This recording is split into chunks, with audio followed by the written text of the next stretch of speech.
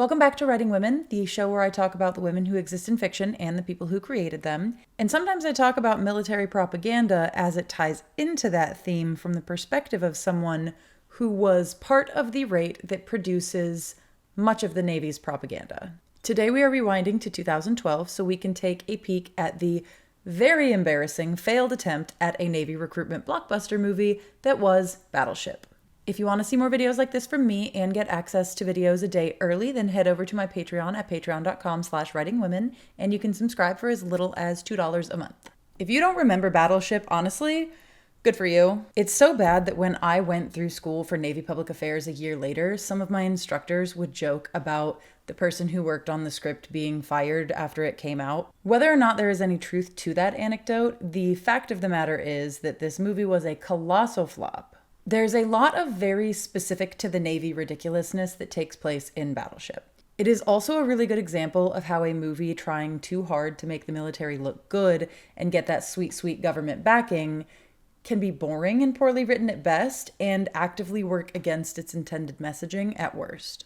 For some background, I should explain just a little bit about the United States government, more specifically the military, and how it is integrated into Hollywood. Without getting too much into the weeds about it, there is a whole section of the Department of Defense that is dedicated to working with film and television projects. Every branch of the military has their own people who fill that role and dedicated commands that exist solely for support of the media industry. I will primarily refer to just the Navy from here on out because that's what we're talking about in conjunction with this movie. The services that the Navy will provide these projects range from the fairly invisible support, like financing huge chunks of production costs, and all the way to providing actual ships to film on and everything in between. If they're getting really involved, they will make sure uniforms are worn appropriately, they'll give instructions for fine details of actors' behavior, stuff like that. The catch to all of this support is that the Navy will get a say in the project. They can just reject things outright, or suggest changes to the story, or even work closely with writers to build the whole thing from the ground up. Usually the goal here is to make the Navy look good, not perfect usually, but overall a positive force in the fictional world. Some things that we know about the Navy's involvement in this film range all across the scale. They wanted an older actor so that it would be more believable that they could be an experienced naval officer. They were happy with the foe being aliens so that they could go all in on Navy power projection without the potential bad look of doing so in a story against people from an actual real country on Earth. This movie was built from the ground up to be a very long recruitment ad, and it really shows. It also falls into some of the more misogynistic patterns of Hollywood writing. Without any further explanation, though, I'm just gonna show you. Let's get into the movie, full steam ahead. The movie opens with some background info about how humanity has discovered a Goldilocks planet in another solar system that could support life. It is dubbed Planet G, and the Beacon Project has started to broadcast a signal from a station in Hawaii at certain points throughout the day and try to reach anyone who may be living out there. In a random bar in Hawaii, two brothers are drinking excessively and watching a news report about the project. One is a clean-cut naval officer, Stone Hopper, and the other, our hero, is his deadbeat brother, Alex. They fight over his lack of job or willingness to get one, and then a hot blonde walks into the bar. This is Sam, our obligatory love interest, and while trying to impress Sam, Alex breaks into a convenience store and gets tased by police. The next day he wakes up to his brother screaming at him that he's had it with Alex's loserness and is making him join the Navy. We fast forward a few years and get just the most obvious pissing contest promo shots of naval ships, while news anchors tell us that we are in Hawaii at the Rim of the Pacific or Rimpac exercise, where there will be a bunch of Navy stuff happening on the water, but also a bunch of international sports stuff happening on land. Some of these shots of the ships are really funny because a couple of them are just drone footage of the same two ships moored together with a drone shot of an aircraft carrier between them to try and make it look like they got footage of more ships than they did. It's just swooping around these two ships from different angles. On the first one, we start at the bow and move out to the ship's starboard side, and the second one, we start at that same position on the bow but go up over the ship instead. For the uninitiated, no, it isn't just two ships that look that similar. Those numbers on the hull are unique to every ship, and it's the same in both shots. Alex is playing soccer and is being characteristically hot-headed and a general asshole. All day, team leader Alex Hopper has got to do something to rally the troops here. Turn it up! His ego winds up losing them the game, and his teammates' reactions tell us that this is a normal thing for him. The announcer in the background is just digging in like, wow, Alex Hopper wouldn't come off the field and they lost because of it. What a jackass. It was a very poor attempt by the obviously injured Alex Hopper. He refused to come out of the game, and his stubbornness cost the United States. There's something in screenwriting called being on the nose, and I think that this is a really good example of it. On the nose dialogue is something like a character feeling guilty and angry about something, and just saying, I am feeling guilty and angry about this thing. More natural writing might have that character being agitated and short-tempered. Maybe they lash out at someone who brings up the thing they feel guilty and angry about so that we can see that it's a touchy subject without them just outright stating it. I don't know if this was the original script or if it's due to Navy meddling, but so much of this movie thus far and moving forward is very on the nose. That's not always a bad thing, but when it's the only way you seem capable of writing dialogue, it starts to seem like you don't trust your audience to work things out for themselves. Hi, Editing Nico here. I had a little bit I wanted to add to this whole section about on-the-nose dialogue. I feel like I wasn't super clear on why on-the-nose dialogue can be a problem in writing. It's usually because when we talk in real life, people don't often just say out loud exactly what is going on. We don't typically just state exactly what we are feeling, exactly what we are doing, nothing more, nothing less. So it feels a little bit clunky and a little bit unnatural. There are whole writing workshops that exist just to turn on-the-nose dialogue into more subtle dialogue. And it's something that I actually struggled a lot with in some of my screenwriting classes and had to get a lot of tips about from one of my professors who is a television screenwriter who's done quite a bit of writing and producing over the last 20 to 30 years, I think. So it's something that I tend to be very sensitive to when I am watching something or listening to something. On-the-nose dialogue just jumps out to me a lot more than it used to. We cut from the game where Alex is wanting to fight the Japanese Captain Nagata to Sam and Alex cuddling and talking about how he's planning to ask her father for permission to marry her. I hope this doesn't need to be said for my audience, but I'll say it anyway. Gross. This is such an outdated and creepy thing, and it plays into the ownership men historically had over women. It's kind of excused in this case by showing that Sam's father, one Admiral Shane, has power over Alex's career, and he doesn't want to overstep with someone like that, especially with how much he already doesn't like Sam dating a deadbeat jerk like Alex. We don't get any characterization for Sam except that she's pretty and loves Alex and the Navy, though, of course, from the position of a girlfriend or spouse. Because despite her family tradition of naval service, God forbid we have the hot love interest also be a sailor. By the time we really see a lot of Sam, they've been together for a long time, and so we don't see any of them actually getting to know each other. As a result, she's kind of just there, and we don't get to know her either. She is a prop to look hot for the camera while it leers at her body, focusing on her tight little shorts. I have thoughts on how this could be fixed, but I will save that for later. The Rimpac opening ceremony is on the decommissioned museum ship, the USS Missouri, and it features actual real-life veterans. They come back later, and honestly, that's top 3 most disrespectful things about this movie. These guys have been through a lot. They don't need to be part of this embarrassment too. Alex panics after the ceremony when his chance comes to ask to marry Sam. I'm not sure why they plan to do this at this ceremony where all of these people can see. It would make a lot more sense for it to happen off-duty and in private, maybe after the exercise, but then the Navy gets less screen time, so it had to happen right here before they're supposed to get underway. It sets Alex up to get the girl in the end when he impresses her father, who obviously must approve before transferring ownership of his daughter to another man. Alex gets into a fight with his rival from the soccer game, and Admiral Shane chews him out, but in that way where the person is like, you have so much potential, but you're a dumbass. He leaves Alex with a vague threat about this likely being his last naval exercise. The Rimpac stuff begins, and we are treated to more long shots of the Navy being cool and awesome. Alex's brother is giving an inspirational speech to the crew of his ship about learning and working together, while Alex is giving his own speech to his shop on a different ship about how, as the weapons officer, he demands that they win and crush all of the other ships. Turn it up! Ooh, Stone is the responsible one, and Alex doesn't measure up to him. I sure hope nothing bad happens to Stone that spurs Alex on to take on the role he always admired his brother for, and now he needs to fill those shoes. Alex is suddenly flown to his brother's ship for another chewing out. Stone has been in touch with Jag, and apparently they are planning on giving Alex the boot after Rimpac. Alex apologizes to Stone for being a fuck-up and goes back to his ship. Stone was trying to pull all the strings he could to save Alex's career, but his brother is just too far gone. like he's at rock bottom or something and some major disaster needs to happen for him to prove himself. We finally see literally anything to do with Sam as she's going to work as a physical therapist. She meets a new patient, an amputee named Mick.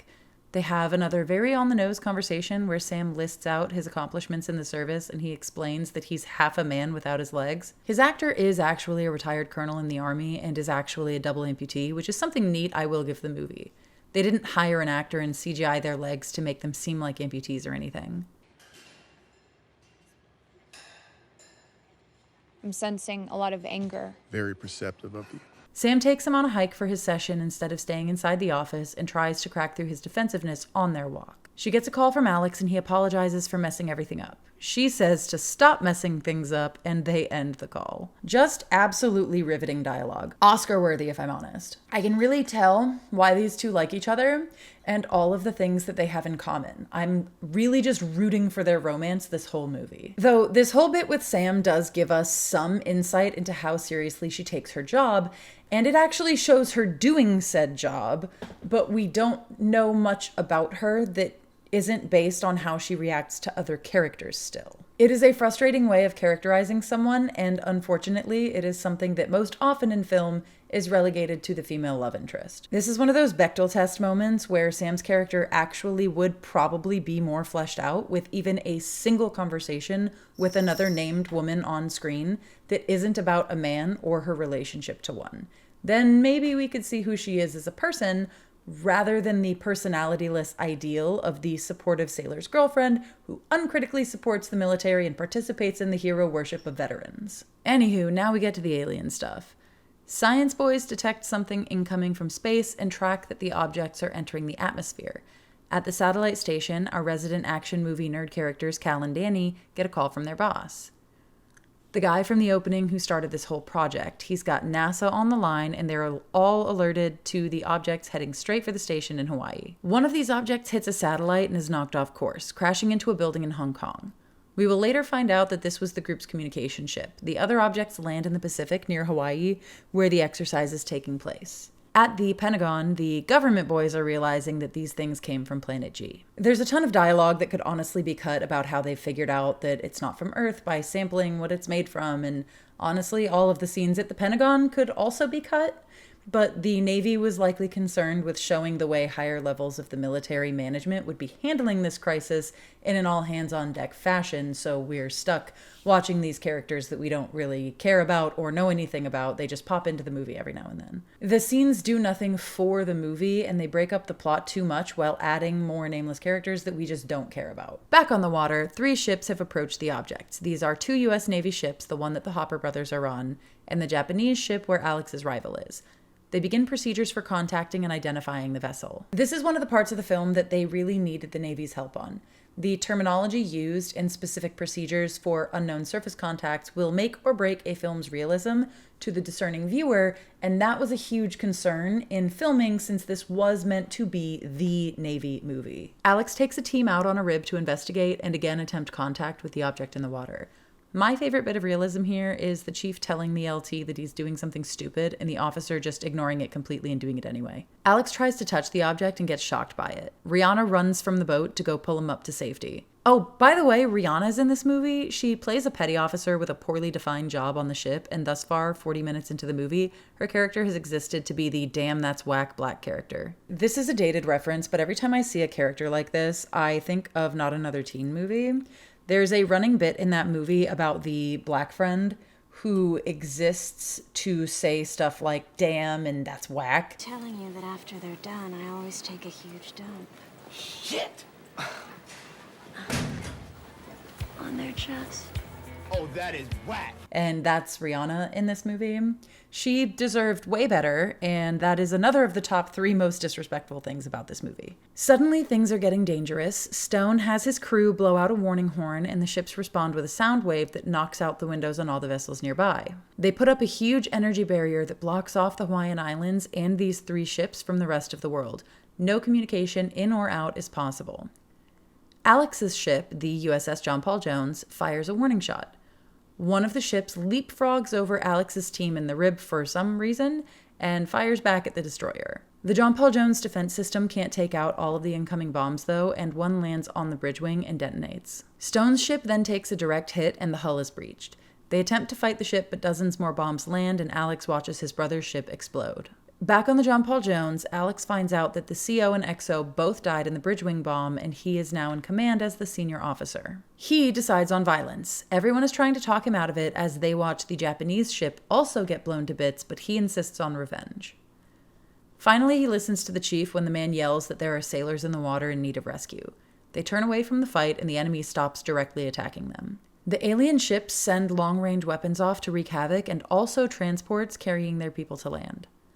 I feel like these weapon things were meant to look intimidating, but all I can see is like really aggressively designed yo-yos. They're attacking Hawaii as it is the closest landmass, and it's really hard not to draw comparisons to Pearl Harbor. That would be the final in the top 3 most disrespectful things of this movie.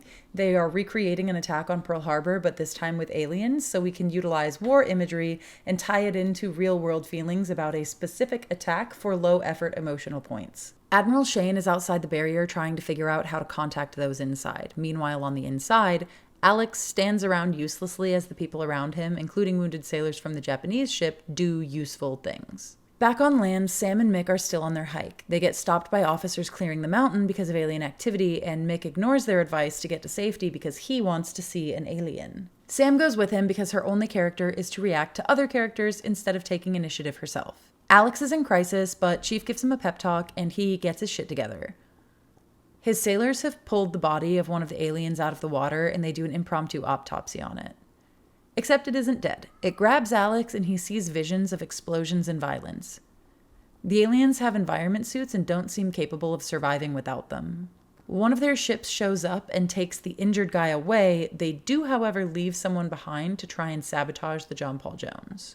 There's this whole bit where they chase this huge alien around the ship.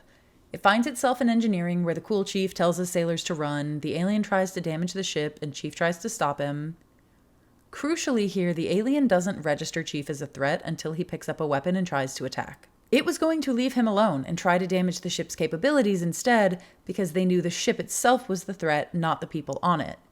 Alex lures the alien out on deck and Rihanna blows it up. Poor Rihanna having to say lines like this.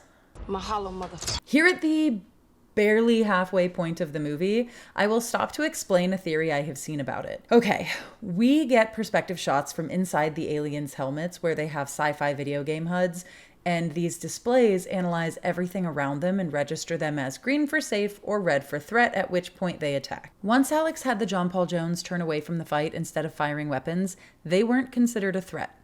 In the first encounter, we also see them register Hopper and the Japanese ship as threats only after they have launched attacks. They don't even shift to attack mode until Alex attempted to touch them and got shocked. Their communication ship is also gone, and we, the viewer, have no way of knowing if they were actually here to attack us or not. The visions we see when Alex is grabbed by one of these aliens seem like some type of war. It kind of seems like this group of aliens may have been fleeing some type of conflict and only attack when they are being fired upon. It's kind of like they don't want to fight. After they've been attacked repeatedly, they try to escalate with the danger yo-yos, but that could just be a show of force to deter more attacks on them, or a way to safely get their people on land so they can get to communication satellites. They aren't raining down hellfire, they're firing warning shots of their own and defending themselves. In this way, we see how the Navy's insistence on showing their sailors being hyper-competent at warfighting having the opposite effect of the propaganda they want to push when you think about it for longer than a few seconds.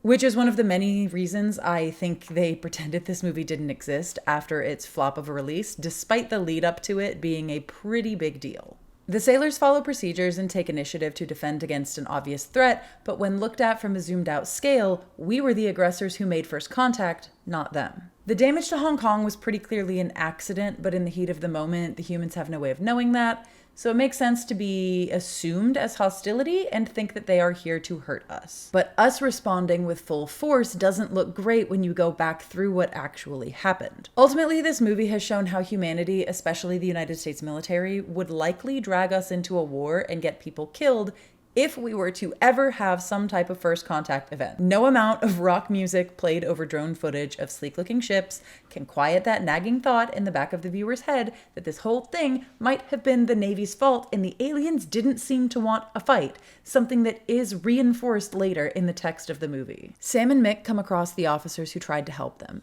Their vehicles have been mostly destroyed and there are bodies everywhere. They had left a vehicle behind to block the road, and so the two want to get the keys off the bodies and use that vehicle to get away. More aliens show up to look intimidating, and Sam hides while they stalk around. The alien spots some horses and registers them as non-threatening, but this moment on the HUD is so funny. A little horseshoe pops up on the screen with a little line pointing down toward its hooves, and it's like, okay? Why did it pick that up? How did it pick that up? Why did it show that to the alien? What was the point? They need sci-fi visuals for these brief shots, and somebody just decided, yeah, horseshoes. Horses have those. Put one on there for the scanning bit. After the aliens wander off, Sam and Mick run into Cal from the satellite station. The aliens killed his grad student Danny, and Cal, in his panic, says probably the dumbest line in the whole movie. Shit, is he a cyborg? Are you guys with him? Because he has prosthetic legs. It's a joke about his amputation. We're meant to chuckle a bit and think, what an idiot this guy is, huh? Has he never seen an amputee before? Never mind that I don't know a single human adult person who would very seriously yell that in the first place. On the ship again, this annoying sailor character is investigating the alien's helmet. He realizes that it has intense UV protection, and they conclude that the aliens can't be in our sunlight. This is a real swing away realization. In Signs, it's water, the thing the Earth is almost entirely covered by, that kills the aliens. In Battleship, it's sunlight, the other thing the Earth has a ton of that harms the aliens who decide to come here. Night falls and we have reached the most cringe scene of the movie. Captain Nagato explains they can use tsunami warning buoys to track water displacement and find the enemy ships without the use of their radar. And the grid they come up with to track this information is, you guessed it, a Battleship game board. Because this is not just a very, very, very long Navy recruitment ad, it is also a board game tie-in. It's just so bad. This is the most forced tie-in I have ever seen. And you can just tell how hard they had to try and twist the story around to fit it in there. Back on the mountain again with Sam, Mick, and now Cal, they figure out the aliens are trying to use the station to establish comms with someone and assume it's potentially to call reinforcements. Cal has the equipment needed to get a call for help to the ships, but they have to go back toward where the aliens are at the station to get it. Mick provides cover while Cal crawls into his station to get what he needs. There are more transport pods landing, carrying more aliens, and one of them corners Cal inside. All it does, though, is hold its hand out to him and try to say something, and he runs back to the others completely unharmed. Back to the ship again, and they're using their battleship grid to find the alien ships from a distance and fire on them. They miss, of course, because Alex is terrible at this, and they alert the enemy to where they are. They keep firing and missing. 2 enemy ships are firing bombs at them, and they hard reverse in the water to try and get away. Captain Nagata times their next fire perfectly, though, and they get 2 direct hits, sinking the enemy ships. A call comes through from Sam. She warns Alex that they need to destroy the facility on the mountain, and then they end the call. Sam's crew needs to run because the mountaintop is about to be under fire if things go well, and the John Paul Jones is able to fire on the satellite station. The John Paul Jones goes up near land while another alien ship is giving chase. They are nearly running aground, but they have a plan. They're using the sun coming up over the landmass to blind the enemy who are sensitive to light so they can fire on the enemy without them knowing what's coming. Which, yeah, that's pretty smart, but also remember we started this. Just keep that in mind. We are the aggressors here. The downed ship sends out yo-yos as a last attack and they tear the John Paul Jones apart. They have to abandon ship, but they are able to get away with minimal losses. The last 2 off the sinking ship are Alex and Captain Nagata, and they jump off like Jack and Rose in Titanic. From land, Sam sees the destruction, but Mick points out that there are lifeboats in the water, so she shouldn't worry about Alex. The gross coward nerd doesn't want to go on a potential suicide mission with the others, so he bails while they try and go to stop the satellite uplink. Go figure, the one non-military adjacent person is shown to be a dorky coward who won't do something to defend his country until the very end. Prepare yourself for this next bit. It is objectively the silliest part of the whole movie. Hopper and the others are on the lifeboats, and he decides that it's not over. But the rest of the fleet is stuck outside this impassable barrier. They have no ship left. Or do they? Being that this movie is called Battleship, you'd probably assume that's either the type of ship they are on, or maybe it's just a nickname for a certain type of ship, but that's wrong. They have been on the Arleigh Burke-class destroyer, the USS John Paul Jones, with the hull number DDG-53. The last use of actual battleships in combat was in the Gulf War in 1991, and they were taken off naval registers completely by the 2000s. But what's this? Wasn't there a battleship called the USS Missouri earlier in the movie where they had that ceremony? Correct. Good on you for paying attention and remembering. That was almost 2 hours ago. The Missouri is a museum ship moored in Pearl Harbor. With 30 minutes left on the clock, our heroes must fire up a ship that none of them know how to use. All of its systems are analog instead of digital like modern ships. Its engines haven't been fired in a long time. None of the sailors know how to operate an analog system. Fortunately, they have a handy crew of salty, retired-ass motherfuckers who roll in to light this shit up. This is where I admit that of everything else in this movie, I can't not enjoy this whole scene. It's camp, and knowing that what you're seeing is gung-ho motivational propaganda doesn't always stop you from having an emotional reaction to it. I cry laughing at how silly this whole thing is, but yes, I get really pumped up when I hear the song start playing and watch them turn over all of the museum stuff. There's a reason that propaganda is created the way it does, and it's designed to create that exact type of emotional reaction in the viewer. There's a lot of reasons that this particular plot point with the Missouri is impossible even in a science fiction universe, some of which are the ship would likely not have the equipment needed on board to start operations again. They definitely would not have live ordnance on board. There are so many small things to get into, but each and every one would be intensely boring and way too technical. If they had a lot more time, it could be done, but not in the super short amount of time that they show here. They do all of this to AC/DC's Thunderstruck and get in a lot of one-liners in this 3 or so minutes of screen time. They pull that sucker out and go to confront the enemy. In the fight, they're blasting off shots at the aliens and getting direct hits. The enemy fires back. One of the salty old guys says, "Oh, they ain't gonna sink this battleship." And then they take out the shield generator blocking the rest of the fleet. Admiral Shane orders planes into the air for an assault, while on land, Sam and Mick are off-roading through the enemy camp to try and delay their attempt to contact the outside. Sam is trapped in the wrecked car. Mick gets out like, "I got this," and they focus for a really long time on his prosthetic legs when he gets out. You know, because he's finally able to prove through battle that he's still worthy and a man despite his prosthetics. Then, wonder of wonders, the nerd comes back and helps Mick, proving that nerds are real men too. They rescue the helpless Sam because this is a story about men being heroes, not women, and they all get away. On the Missouri, they're hand-carrying explosives for one final attack. This time on the satellite station because Alex is the only one of the now available ships who knows that they need to destroy it. He just hopes that Sam has escaped. The mothership readies a final attack while the Missouri fires on land, and Alex and Nagata have their bro moment. They succeed in destroying the satellite station, and it looks like the end as the danger yo-yos are all incoming and they're gonna tear the ship apart, but then they're saved at the last minute by air support from the fleet. Everybody cheers. There is a ceremony commemorating this event. Admiral Shane awards Alex for his brother's death in the line of duty and then surprises him with a silver star for himself. He has proved himself in battle. Admiral Shane tells him that he will have his own ship to command. Alex is invited to be a Navy SEAL. He kisses the girl. Everybody claps. And everybody tries not to think about the implications of all of this while they cheer and clap. Don't worry, nothing to see here. There's definitely not more aliens on the way, probably wanting to get revenge or something for the people that we killed. None of that. Just everybody celebrate and go off into the sunset. It's fine. It's fine. And I'm sorry, but this is just so stupid. Sam pushes Alex to go talk to her dad again, and he finally makes the attempt at asking for permission to marry her.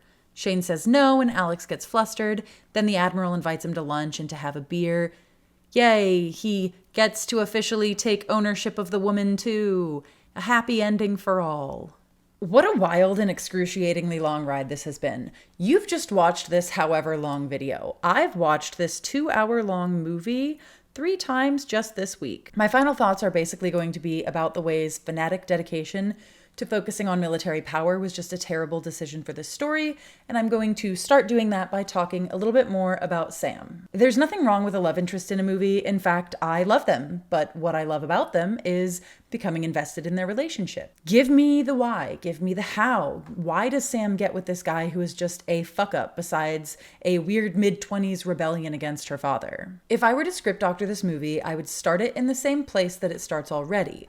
Them meeting at the bar, but instead of a massive time skip forward to many years later, I would focus it on Alex's journey of joining the Navy. He struggles with the structure that feels stifling to him. He's falling in love with this woman who sees the good in him, but he can't live up to the idealized image she has of her father and that he has of his brother. Maybe he gives her emotional support while she's struggling in school, and she returns it when he struggles with the authority that he doesn't have an inherent respect for, and it's really hard for him. Then the aliens attack during his first naval exercise. Maybe he's stationed under the Admiral, or maybe instead of Admiral Shane, it was Captain Shane of the John Paul Jones. Alex learns to respect the man when he sees what he's capable of, and at the same time learns to be a better sailor and a better man. Working with the rest of the crew instead of against them to take down their shared enemy, then Sam's dad feels so proud of him that he accepts him as his future son-in-law. It would still be super cliche and tropey, but it would actually give us meat to all of these characters instead of having them be a collection of poorly executed tropes. For this movie as written, Alex needed to already be an officer with time in and be on a ship for the dominoes to fall into place where he becomes a field-promoted captain. Because then we get to see him be the cool guy blasting out orders and earning the respect of his crew.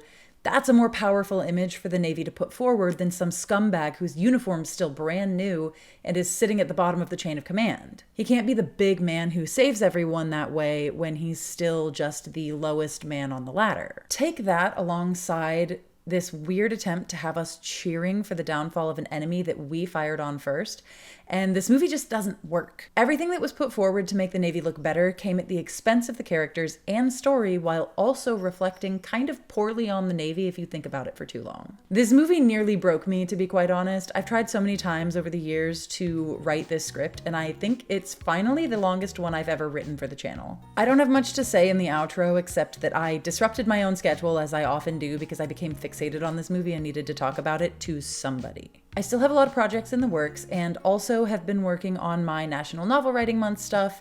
I'm finalizing this script on Veterans Day, which is to me kind of funny. Thanks, Navy. My birthday is coming up. If I get this video up when I think I will, it might have already passed by a few days.